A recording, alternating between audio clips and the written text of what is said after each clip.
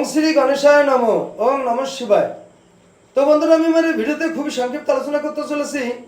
আমরা অনেক অকেশনে, পূজা পার্বণে এবং নানা অনুষ্ঠানে, এমনকি নানান সময় নানান কারণে আমরা মদ খেয়ে থাকি। তো এই মদ খাওয়ার ফলে আমরা অনেক খেতে খেতে অতিরিক্ত খেয়ে ফেলি। এর কারণে আমাদের শারীরিক নানা রকম সমস্যা এবং পার্শ্ব প্রতিক্রিয়ার সৃষ্টি হয়, এমনকি অনেক সময় লাইফ রিস্কও দাঁড়িয়ে যায়।